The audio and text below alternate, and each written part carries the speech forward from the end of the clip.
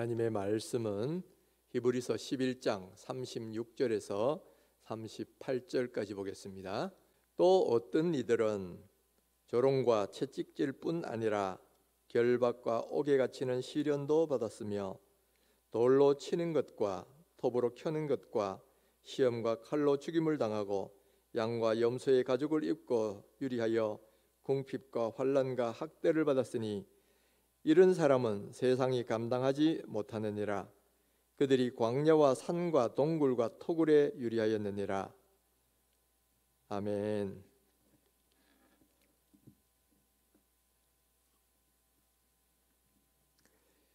평화를 원하거든 전쟁을 대비하라 라는 이런 말이 있어요. 이 말은 원래 4세기경 로마 제국의 귀족이었던 플라비오스라는 사람이 자기가 쓴 군사학 논고라는 책에서 언급된 그런 말입니다. 이 당시 로마는 벌써 오랜 기간 동안 평화의 시기가 진행되니까 사람들이 기강이 조금씩 해이해지기 시작합니다. 그래서 귀족들은 군대 가는 걸 싫어하게 되고요. 그래서 국방의 의무는 이제는 노예나 아니면 외국의 용병들, 그러니까 돈으로 산 사람들을 통해서 나라를 지키려고 하는 그런 흐름으로 가고 있었어요. 그래서 그것을 안타깝게 여긴 이 플라비우스가 평화를 원하거든 그럴 때일수록 전쟁을 대비하라 이렇게 했는데 결과적으로 그렇게 되지를 못했어요. 그래서 나중에 로마가 망하는데 어떻게 망했느냐, 자기들이 나라를 지키려고 고용한 외국 용병들에 의해서 오히려 멸망당하는 그런 안타까움을 경험하게 되지요. 여러분, 이런 일들은 우리나라의 역사에도 보면 좀 있었습니다. 임진왜란 직전에 이율곡이 10만 양병설을 주장을 했어요. 그래서 10만 명을 군사를 대비했다가 국난에 대비해야 됩니다 했는데 다들 반대했습니다. 지금 같은 평화 시에 무슨 그런 군사 준비를 하느냐, 그렇게 했다가 결국 임진왜란이 나서 이렇게 왕이 어주까지 쫓겨가는 그런 큰 어려움도 당하게 됐지요. 또 이 비슷한 일이 6.25 때도 사실 있었다고 볼 수 있어요. 우리 남쪽이 충분한 준비를 안 했다가 북한군이 쳐들어오니까 저기 대구와 부산 빼고는 다 빼앗겼어요. 만약에 유엔군이 도와주지 않았더라면 아마 봉사는 적파가 이루어졌을 겁니다. 이 모든 것들은 다 바로 이 격언을 생각나게 해줘요. 나라가 안전하려면 전쟁을 좋아해서도 안 되지만은 전쟁을 잊어버려서도 안 된다. 바로 이 말을 우리가 새겨볼 필요가 있다는 이야기죠. 제가 이 이야기를 왜 하냐면은 신앙에도 그런 요소가 있기 때문에 그래요. 신앙도 이렇게 어려움의 때에 있었던 그 일들을 평화 시에도 대비를 하고 있어야 된다는 겁니다. 여러분, 우리 기독교는 보면 이 역사 전체가 박해의 역사였어요. 초기 기독교가 성립되었을 때부터 극심한 박해를 받았고, 또 이 기독교가 로마 제국이 확장되어 가는 가운데는 또 로마 제국의 핍박을 많이 받았습니다.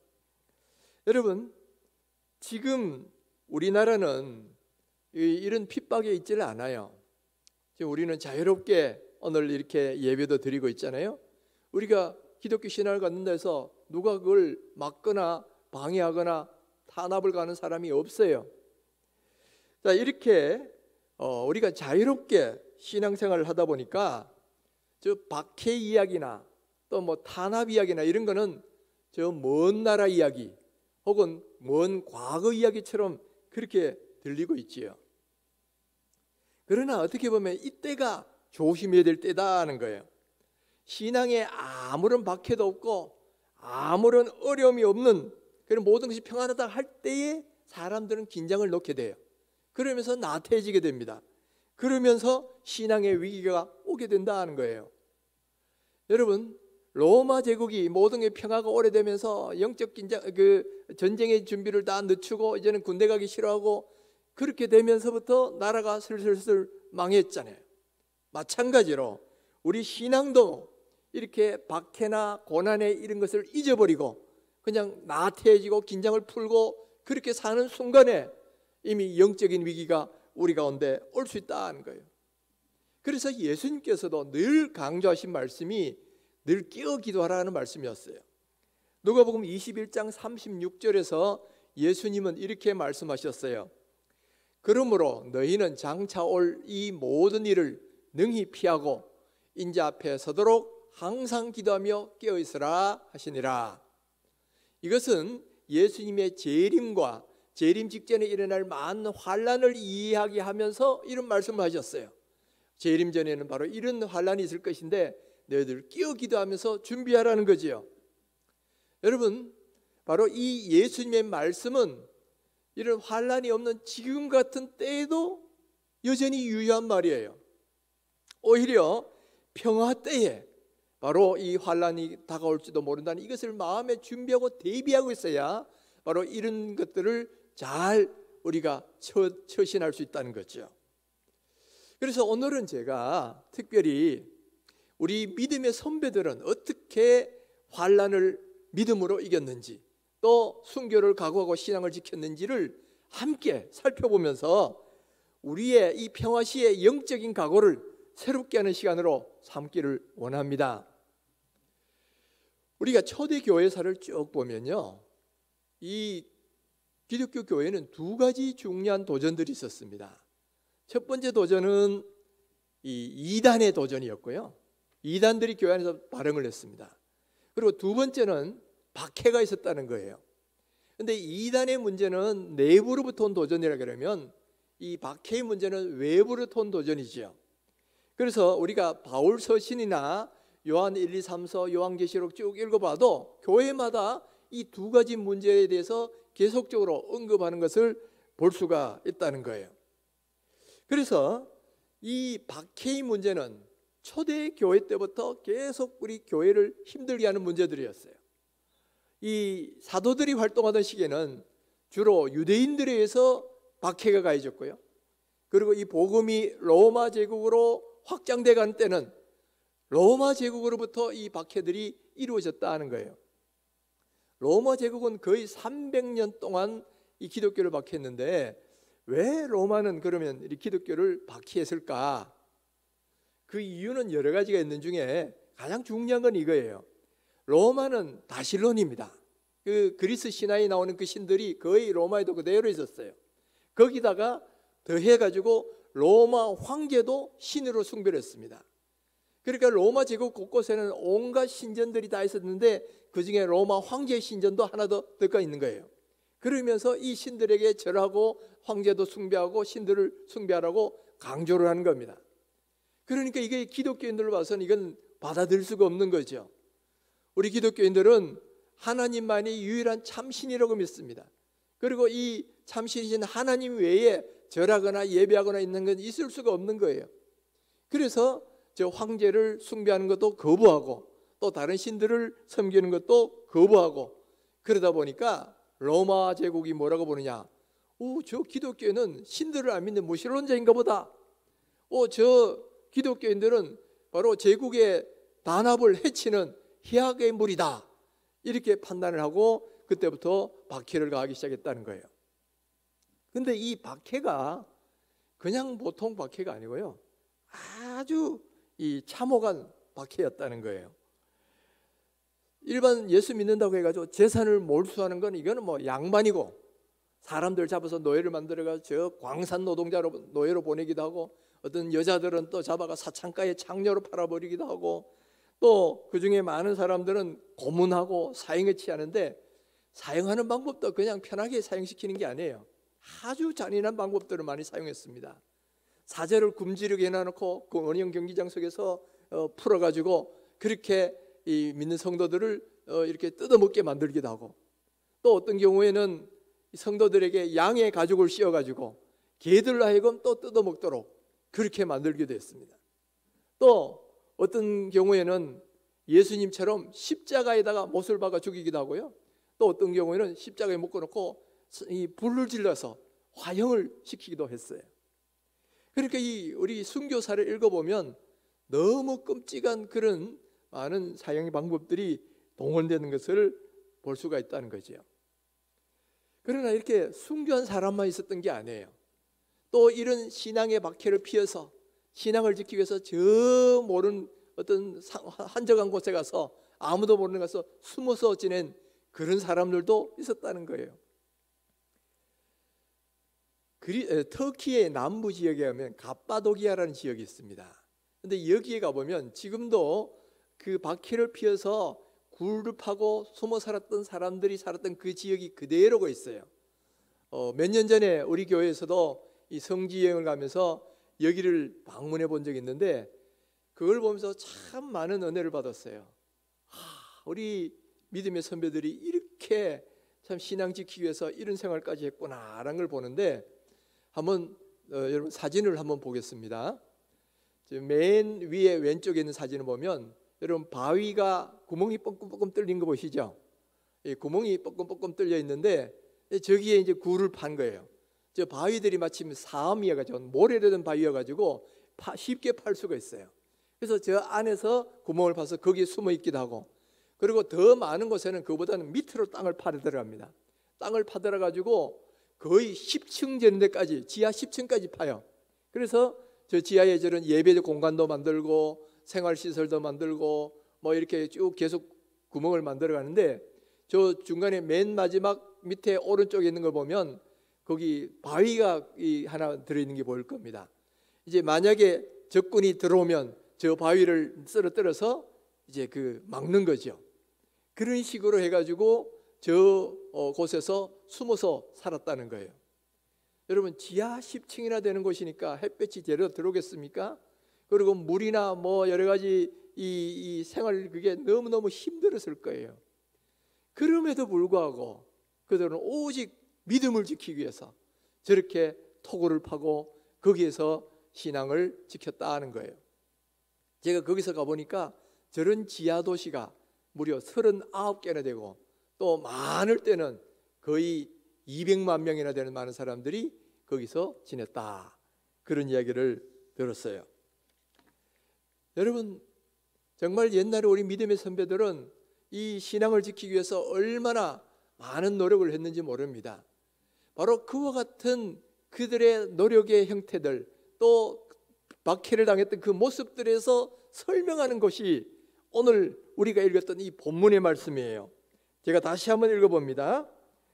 또 어떤 이들은 조롱과 채찍질 뿐 아니라 결박과 옥에 갇히는 시련도 받았으며 돌로 치는 것과 톱으로 켜는 것과 시험과 칼로 죽임을 당하고 양과 염소의 가죽을 입고 유리하여 궁핍과 환난의 학대를 받았으니 이런 사람은 세상이 감당하지 못하느니라. 그들은 광야와 산과 동굴과 토굴에 유리하였느니라. 이 로마 시대만 해도 이렇게 12사도들도 다 숨겨 있고요, 또 사도 바울도 숨겨 있고요, 베드로는 특히 순교할 때 거꾸로 십자가에 못 박혀 죽었지요. 그러기를 약 300년간 이런 많은 탄압을 받습니다. 그러다가 313년에 콘스탄티누스 대제가 기독교를 공인하면서 비로소 이 공식적으로 박해가 끝이 나게 돼요. 그리고 그 뒤에 323년에 니케아 종교 회의가 열렸는데, 이것은 친히 이제 콘스탄티누스 대제가 주관해서 한 이 종교 회의예요. 여기에 318명의 교회 대표들이 참석을 했는데 그들 가운데 몸이 상한 사람은 거의 없었다는 거예요. 다 보면 불구가 되는데 눈이 빠져 있다거나 손이 잘려 있다거나 다리를 절다든가 이런 식으로 다 장애가 있는 거예요. 왜 그러냐? 다 박해를 받아가지고 고문을 당하고 해가지고 그렇게 됐다는 거예요. 그들 가운데 몸이 상한 사람은 12명밖에 안 됐다는 겁니다. 그만큼 이 시대에는 예수를 믿는다는 것이 곧 박해를 동반한 그런 것이었다라는 거예요. 그러면 로마 시대면 박해가 있었느냐 하면 그게 아니더라는 거예요. 우리 한국 교회도 수많은 박해가 있었어요. 특별히 일제시대에는 일본이 우리나라를 강점하면서 기독교인들에게도 아주 큰 박해를 가했습니다. 이들은 우리 한국 사람들도 충실한 천황을 섬기는 시민으로 만들려고 강제로 강요한 것이 있는데, 이게 바로 신사참배라는 겁니다. 신사라는 것은 신도의 절이에요. 신도의 사원인데 거기에는 누가 모셔져 있느냐면은 무려 800만 명이나 되는 신들이 모셔져 있어요. 거기는 일본의 최고 신이라고 하는 아마테라스 오미카미뿐만 아니고 다 신이라고 모셔지는 그런 신들이 거기 신사마다 고유하게 누구 신들이 다 모여 있는 거예요. 거기다 절하라는 게 바로 신사참배입니다. 여러분 생각해 보십시오. 우리 기독교에서는 다른 신들에게 절하는 건 다 우상숭배라고 보잖아요. 그런데 일제는 바로 그런 신사참배를 우리 민족에게 강요하고 특별히 기독교 믿는 사람들도 강요했어요. 또 뿐만 아니라 일본 천황도 살아있는 신이다 이렇게 숭배를 강요했습니다. 일본 천황은 이 아마테라스 오미카미라는 신의 직계 후손이고 그리고 살아있는 신이다, 현인신이다 이거죠. 현인신이라는 말은 지금 살아있는 신, 그리고 사람 모습을 하고 사람이면서 동시에 신인 존재다는 거예요. 그러니까 마치 예수님을 인성과 신성으로 동시에 가진 존재로 우리가 믿는 것처럼 천황을 그렇게 받드는 거예요. 그러니까 사이렌만 울리면 모든 사람이 일제히 일어나서 천황이 있는 동쪽을 향해서 90도로 절하도록 그렇게 만들었어요. 이걸 일컬어서 공성여배다, 동방여배다 그렇게 말을 한 겁니다. 그러니까 바로 로마 제국이 로마 황제를 신으로 해가지고 숭배한 것하고 똑같이 일본 천황을 신이라고 해서 우리 기독교인들도 강제로 절하고 섬기도록 그렇게 만든 것이 바로 이 신사참배예요.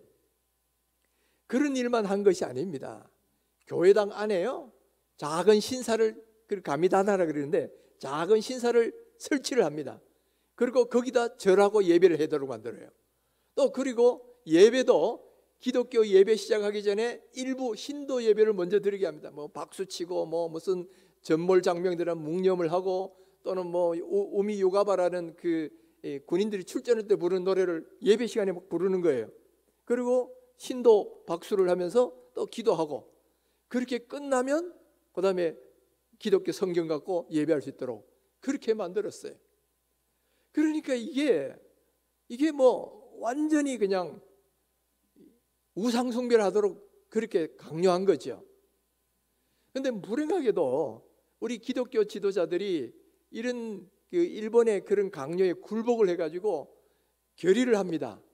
1938년 9월 9일 총회에서 이것은 신사참배는 종교 행위가 아니다, 우상숭배가 아니니까 앞장서서 해야 된다 이렇게 결의를 하고부터는 교회가 앞장서서 막 그 일을 하도록 만들었다는 거예요. 그런데 끝까지 그것을 저항한 사람들도 있었는데 그것을 저항하는 사람들은 이 로마 제국 때처럼 저 산골에 숨어서 지내거나 아니면 이 교회를 지키다가 끝까지 반대하다가 다 투옥되고 감옥에 갇히고 고문당하고 그런 일들이 너무나 많았다는 거예요. 일제시대 때 이 감옥에 이 교회가 신사참배를 저항하다 폐쇄된 교회가 200명이 넘었고요. 또 그 가운데 이 검속된 투옥된 사람이 2,000명이 넘었고 그 가운데 순교한 사람이 50명이 넘었어요. 그 순교한 사람 가운데 가장 많이 알려진 분이 누구냐면 주기철 목사님이시죠. 여러분 우리 이런 믿음의 선배들의 역사에 대해서 우리가 좀 더 잘 이해를 해야 됩니다. 주기철 목사님은 이 평양에 있는 산정형 교회를 담임을 했어요. 그런데 신사참배를 앞장서서 반대하니까 일본 경찰이 1938년부터 4번에 걸쳐서 감옥에 가둡니다. 특별히 3차 투옥 때부터는 극심한 고문을 가기 시작해요. 7개월 동안 고문을 가는데 막 어떤 때는 피투성이가 돼가지고 걸을 수가 없으니까 일본 순사가 오히려 업고 나오는 경우도 있었고 또 너무 고문을 가하니까 실신을 했어요. 깨어나지를 못하니까 또 이제 업고 나오는 그런 경우도 있었고 하여튼 지독한 고문을 하다가 그리고 마지막 4차 검속 때 4년 동안 투옥됐다가 47세의 일기로 세상을 떠나게 돼요. 그런데 주기철 목사님이 세상을 떠나니까 그 고난이 목사님만 끝나는 게 아니죠. 가족들에게 이어지는 거예요. 그러니까 평양 노회가 앞장서서 바로 이 주기철 목사님의 목사직을 박탈시킵니다. 그리고 산정형 교회가 그 주기철 목사님 받아가지고 끝까지 신사참배를 반대하니까 산정교회를 폐쇄시켜요. 그리고 그 가족들을 사택에서 쫓아냅니다. 그리고 막 대못을 받고 이제 뭐 아무도 못 들어가도록 만드니까 그 노모는 너무 막 억울하고 아프게 하니까 이 거적대기를 집 앞에 깔고 3일 동안 통곡을 했다 그래요. 그런 기록이 다 나타나 있습니다. 그만큼 믿음 지키기 위해서 고난당하는 것이 우리 조상들이었다는 거예요. 그런데 이런 것은 여러분 목회자만 있는 게 아니에요. 평신도 지도자 가운데도 이런 정말 이 신앙 지키기 위해서 큰일을 한 사람들이 많이 있었는데, 그 중에 한 분을 제가 꼭 소개시켜 줄 분이 누구냐면은 박관준 장로님이라는 분이에요. 이 박관준 장로님은 30세에 예수를 믿기 시작했습니다. 그리고 이분이 원래 의사였는데 의사 활동하면서 또 이렇게 교회를 잘 섬겨서 장로가 되신 분이에요. 근데 이분이 60세 때에 기도하는 중에 누가 나를 위하여 피를 흘리겠느냐 이런 하나님의 음성이 들리면서, 그러니까 내가 하겠습니다 하는 그런 체험을 했어요. 그때부터 신사 참배에 대해서 죽을 각오를 하고 아주 적극적으로 반대하는 운동을 시작하는 겁니다. 그래서 이 진정서를 써서 경문을 써서 총독하고 도지사들에게 보냅니다. 당신들 이렇게 신사 참배를 자꾸 강요하다 보면 나중에 일본이 망합니다. 있으니까 그것 때문에 형무소에 갇히고, 또 그 뒤에 풀려 나왔을 때도 또 12차례에 걸쳐서 총독을 직접 찾아가기도 하고 진정서를 보내요. 근데 이 진정서 내용 가운데 뭐가 있냐면은 우리 여호와 하나님만이 참신이다. 그러니까 너희들이 신사 참배 강요하는 거 그거 하지 말아라. 너희들이 계속 강요하면 언젠가는 하나님이 일본을 멸망시키실 것이다. 그리고 너희들 어느 신이 참신인지 한번 테스트해보자. 그래서 어떻게 하냐면 너희들이 믿는 아마데라스 오미카미 신이 참신인지 내가 믿는 기독교 하나님이 참신인지 이렇게 테스트해보자. 나를 이 장작더미 위에서 얹혀놓고 불을 질러라. 내가 만약 타 죽으면 너희 신이 참신이고, 만약 타 죽지 않으면 우리 기독교 하나님이 참신이니까 너희들도 다 여호와 하나님을 믿어라. 이런 이야기까지 한 거예요. 그러니까 여러분, 엘리야가 그냥 어느 신이 참신인지 시험해보자 생각하고 똑같은, 그것도 자기 목숨을 담보로 해서 그런 제안을 한 거예요. 정말 대단한 분이죠. 그래서 이분을 일컬어서 조선의 엘리야다 그렇게 칭합니다. 그뿐만 아니에요. 이분이 그걸로는 아무 효과가 없으니까 큰맘 먹고 안희숙 여사 통역관으로 모시고 같이 일본으로 건너갑니다. 그리고 일본의 국회에서 이 신사 참배와 관계된 법안을 통과시키는 그날에 국회에 들어가요. 들어가서 어떤 국회의원이 나가지고 그 법안을 발의하려고 할 때 이 경문을 뿌립니다. 하나님의 대사명자다 하고 뿌리면서 너희들을 이렇게 회개하지 않으면 망한다 하고 회개하라고 그걸 외쳤어요. 그러다가 역시 또 감옥에 바치고 이제 조선의 감옥으로 이송이 됐죠. 그리고 감옥돼 있는 동안에도 1945년 1월 1일 날 70일간의 금식 기도에 들어갑니다. 70일간의 금식 기도를 막 하니까 나중에는 이제 완전히 그 어떤 빈사 상태가 될 거 아니에요. 그러니까 일본 경찰이 보석으로 풀어줍니다. 그런데 이 병원에서 있는 동안에 자기 가족들에게 신사 참배는 절대로 안 된다, 하지 말아라. 곧 일본은 멸망한다. 그때까지 믿음 잘 지키고 다시 만나자. 이런 유언을 남기고 바로 순교를 했다는 거예요. 그때 그의 나이가 70세예요. 저는 우리 기독교 사회 이걸 읽으면서 정말 대단하다. 어떻게 이렇게 용기 있게 그냥 하나 도망다니는 거 시키는 거 한 몸 지키는 것도 힘든데 오히려 경문을 보내고 말이죠. 일부러 찾아가고 그 총독을 또 뿐만 아니라 국회의사당에 가서 뿌리고, 심지어는 나를 이 장작더미에서 불태워보라. 그래서 내가 안 타면 하나님의 신이 참신이고 안 그러면 너희들이 가짜신이니까 우리 해보자. 여러분, 정말 이런 일까지 감당하는 그런 분이 바로 우리 한국교회에 계셨다는 거예요. 저는 읽으면서 얼마나 감사했는지 몰라요. 하나님, 우리 한국교회 이렇게 주기철 목사님 같은 분, 이런 박관진 장로님 같은 분들, 이런 분들 우리 민족 가운데 보내주셔서 감사합니다. 그분들은 육신으로는 세상을 떠났지만은 그 믿음은 여전히 우리 한국교회에 남아있어 가지고 오늘날까지 우리에게 그 믿음을 전하고 있더라는 거죠. 사랑하는 성도 여러분, 일제시대에도 이렇게 많은 박해가 있었고요, 박해가 그때만 있었던 게 아니에요. 공산 치하에서도 많은 박해가 있었어요. 저 45년부터 북한은 공산 치하가 됐죠. 그리고 6.25 전쟁이 일어나면서 그 와중에 또 예수 믿는 것 때문에 순교한 사람들이 정말 또 많았다는 거예요. 그래서 감옥에 갇혀서 고문당하는 건 말할 것도 없고, 그때 예수 믿는 사람들을 공산군들이 많이 이렇게 죽였는데, 어떤 경우는 총으로 쏴서 죽이기도 하고, 어떤 경우는 죽창으로 찔러 죽이기도 하고, 어떤 경우는 그냥 때려서 죽이기도 하고, 그렇게 죽은 사람들이 거의 2,000명이 넘었다는 거예요. 그러니까 우리 한국 교회도 바로 이런 순교의 역사였고, 그 순교자의 피 위에 오늘날 우리 한국 교회가 이렇게 예배를 드리고 있더라는 거예요. 사랑하는 성도 여러분, 우리에게 이런 고난의 시기에 있었던 게 불과 70년 전입니다. 그러므로 이 박해 이야기가 남의 이야기가 아니에요. 먼 이야기가 아니에요. 바로 우리에게 있었던 일입니다. 뿐만 아니고 지금도 저 북한 땅에는 예수 믿는 것 때문에 수많은 박해가 이루어지고 있어요. 지금도 예수 믿는 사람이 거의 한 5만 명가량이 여독 수용소에 갇혀가지고 강제 노동을 당하고 있고 고문을 당하고 있어요. 또 그 가운데 꽤 많은 숙자가 또 목숨을 잃었고 순교의 피를 흘리고 있다는 이야기예요. 또 뿐만 아니고 지금 전 세계적으로 예수 믿는 것 때문에 순교당하는 사람들 숫자가 이 허드슨 연구소의 발표에 따른 겁니다.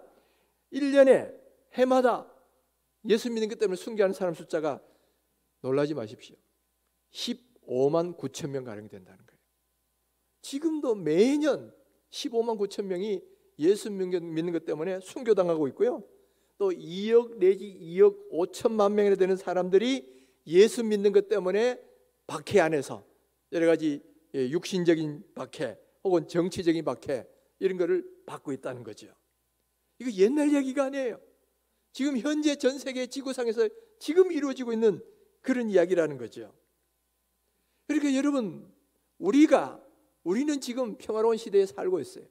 그래서 박해는 뭐 내 이야기가 아니고 뭐 남의 이야기고 이렇게 멀리 있는 이야기, 남의 이야기로 생각하기 쉽지만은, 그러나 여러분, 우리 이야기라고 생각하셔야 돼요.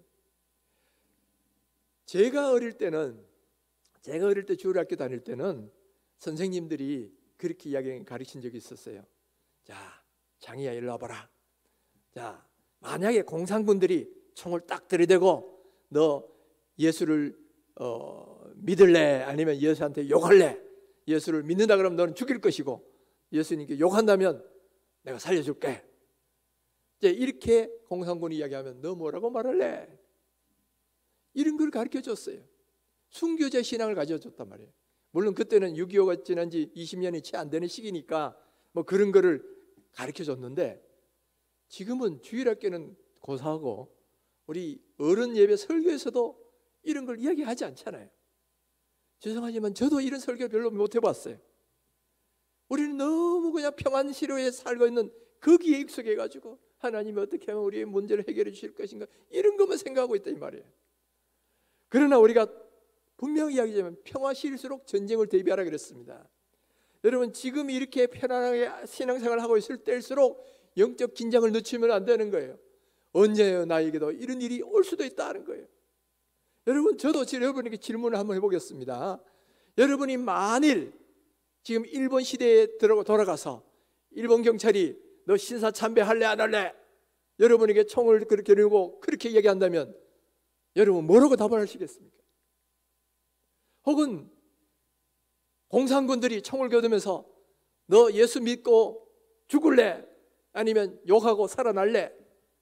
이렇게 위협을 한다면 과연 여러분 뭐라고 답을 하시겠냐고요. 여러분, 평화시에 아무런 준비 안 된 상태에서는 어떤 사람도 좋은 답을 할 수가 없어요. 심지어 저 베드로도, 그렇게 예수님 따라다녔던 베드로도 보십시오. 막상 위기 상황이 되니까 3번씩이나 예수님 부인하잖아요. 그건 준비가 안 됐고 깨어 기도하지 않았으니까 그런 일이 일어난다는 거예요. 아무리 믿음 좋은 사람도 준비가 안 되면 바로 그런 순간이 왔을 때 베드로 같은 반응이 나올 수밖에 없어요. 완전히 믿음을 버리든지 아니면 순간적으로 부인하든지 간에 그렇게 될 수 있다는 거예요.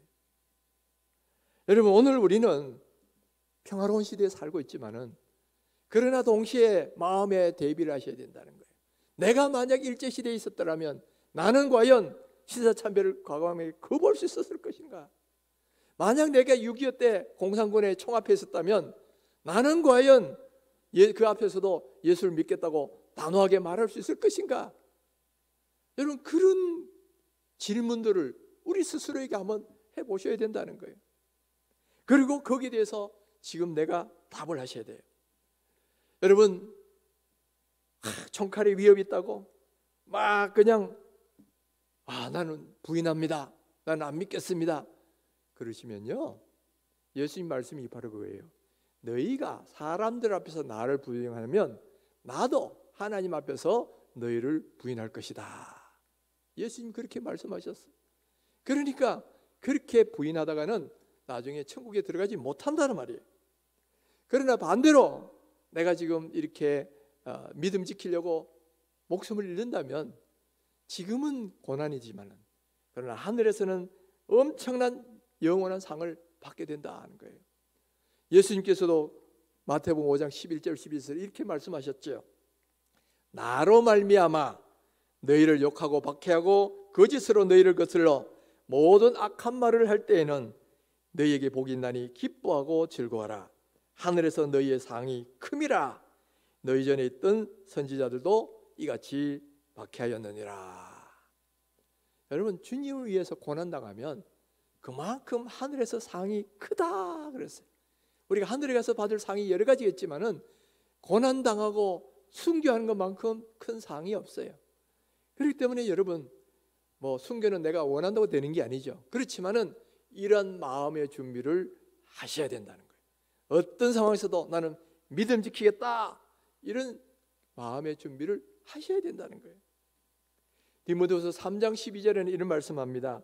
무릇 그리스도 예수 안에서 경건하게 살고자 하는 자는 박해를 받으리라. 하나님을 잘 믿으려고 하다 보면 박해가 따라올 수 있어요. 요즘도 보면 여러분, 예수 믿는 것 때문에 직장에서 불이익 당할 수 있죠. 또 어떤 분들은 집안에서 예수 믿는 것 때문에 막 그냥 박해당하고 여러 가지 왕따 당하는 그런 어려움을 당하는 분들도 있을 거예요. 그러나 여러분들, 그 고난 앞에서 믿음 포기하지 마세요. 끝까지 믿음 지키셔야 된 말이에요. 그럴 때에 하늘에서 상이 크다 그랬죠. 그러니까 여러분, 우리에게 이런 고난의 순간이 오고 또 우리에게 박해가 온다 하더라도 여러분, 피하거나 부인하거나 회피하지 마십시오. 끝까지 믿음을 지키셔야 된단 말이에요. 그리고 그 준비를 지금 평화로운 때 하셔야 돼요. 지금 평화로우니까 이런 건 나와 이 문제는 관계없다, 이렇게 되면 여러분 영적 긴장이 다 사라집니다. 뿐만 아니라 나태해지고 게을러져가지고 막상 그런 순간이 오면 결코 여러분 믿음 지킬 수가 없어요.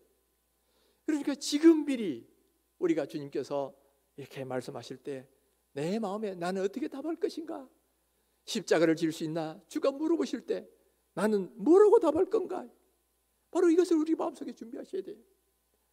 사랑하는 성도 여러분, 지금은 평화로운 때입니다. 그렇지만 언젠가는 우리에게도 이런 어려움의 순간, 선택의 순간이 다가올 때도 있을 거란 말이에요. 그럴 때에 여러분, 지금 깨어서 기도하셔야 돼요. 지금 내가 미리 나에게 이런 순간이 다가오면 나는 어떻게 반응할 것인가, 여기에서 분명한 결심과 결단을 하시고, 그래서 나는 믿음 지키며 살겠다, 바로 그런 각오와 준비가 되는 신앙인들이 되시기를 바랍니다.